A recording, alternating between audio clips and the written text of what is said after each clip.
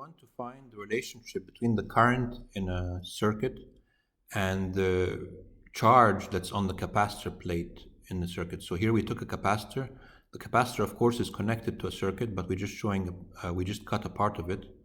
And let's say that there's some current, J, current density to the right, and the charge on the capacitor here, this plate, is Q. Now, the way we're going to get a relationship between the current and the charge is through the equation for conservation of local conservation of charge. The equation said that if you integrate J dot dA through any closed surface that surrounds this capacitor plate, it should equal to minus the rate of change of the charge inside this closed surface. So this closed surface consists of a circle, and then you have this curved part. So the closed surface, it completely encloses this capacitor plate with charge Q.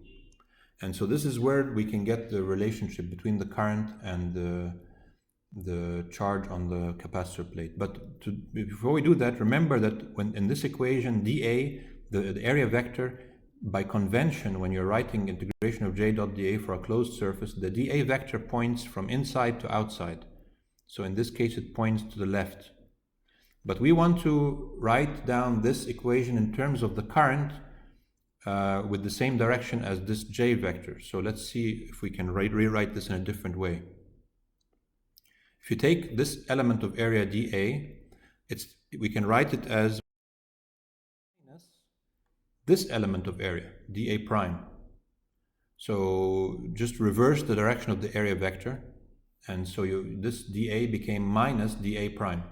It's the same vector, but just opposite direction. Now the minus will go outside and write it like this. But this quantity now, integration of J dot dA prime, this is the current going into the capacitor plate. So I can call this I in. The current going into the capacitor plate is integration of J dot dA prime, where dA prime now is in the same direction as J. And so I can write this as minus I in equals to minus dQ by dt. And so that means when you cancel the minus signs, you get I in, the current that's going into the capacitor plate, is equal to the rate of change of the charge on the plate. And so this is the general relation that we can use for any capacitor.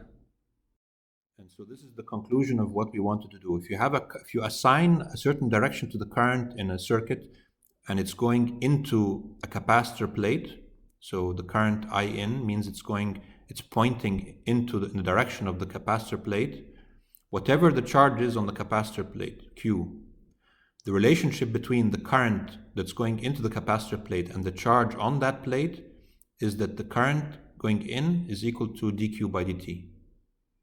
So it's just important to get the relationship right.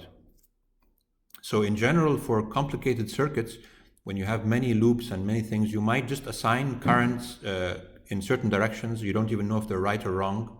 But the important thing is when you assign directions for currents, that when you do assign a current in a particular direction, you will know now how to find the relationship between the current and the charge on the capacitor, where the current is going into. So this is the important thing to maintain always. So going back to the problem of charging a capacitor that we did before, you see in this circuit we had the battery, we had the capacitor that's charging, and you had the current in the circuit going this direction. And the electric field was going this direction because the battery, the positive side of the battery was this on the left, so the electric field is going around this way. And the direction of the current is going from the left to the right here, and here it goes around this way. So if you look at the current is going into this plate.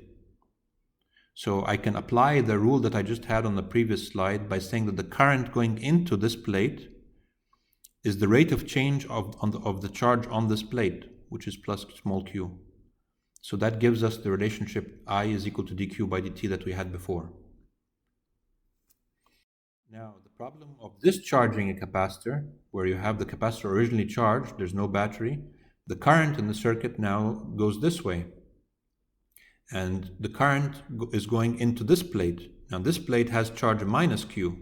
And so if we apply again the relationship that we had before, if the current is going into a plate and the charge on the plate is minus Q, the relationship still holds, that the current is equal to the rate of change of the charge on the capacitor.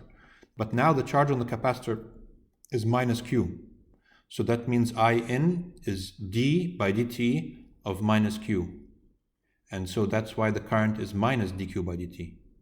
So this just kind of justifies why we had this minus sign when we were doing the equations for discharging a capacitor.